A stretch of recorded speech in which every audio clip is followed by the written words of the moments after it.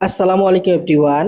আজকে আপনাদেরকে শিখাবো শপবেস রিসেলার প্লেসের মধ্যে আপনি যখন পাসওয়ার্ড ভুলে যাবেন, আপনি যখন পাসওয়ার্ডটা ভুলে যাবেন তো কিভাবে পাসওয়ার্ডটা রিকভারি করবেন।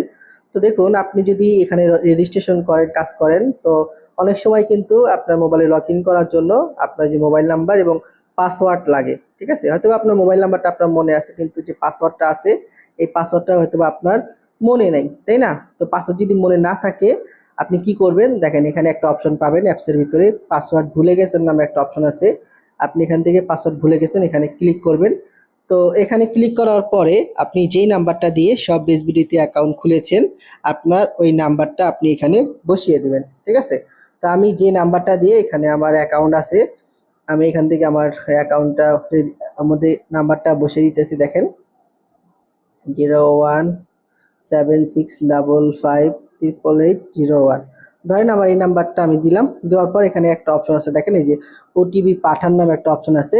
আপনার এখান থেকে ওটিপি পাঠানোর মধ্যে ক্লিক করবেন। তো ওটিপি পাঠানোর মধ্যে ক্লিক করার সাথে সাথে আপনি যে নাম্বারটা এখানে দিয়েছেন আপনার নাম্বারে কিন্তু একটা ওটিপি পাঠিয়ে দিবে। ঠিক আছে, একটু ওয়েট করেন, এখানে একটু লোড নিতেছে। লোড নেওয়ার পরে কিন্তু আপনারা দেখতে পারবেন যেখানে কিন্তু আপনার নাম্বার যে দিয়ে দিবেন এই নাম্বারে কিন্তু ওটিপি পাঠিয়ে দিবে।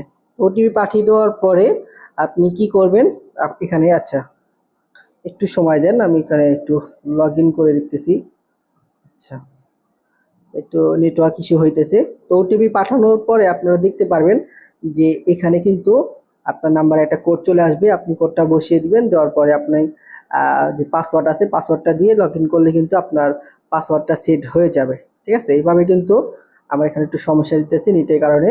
আপনি খুব সহজে আপনার সব বিসবিডি পাসওয়ার্ড ভুলে গেলে আপনি কিন্তু এইভাবে রিকভারি করে আবার আমাদের এখানে লগ ইন করতে পারবেন। দেখেন আমি কিন্তু খুব সহজে আমার অ্যাকাউন্টের মধ্যে লগ ইন করে ফেললাম।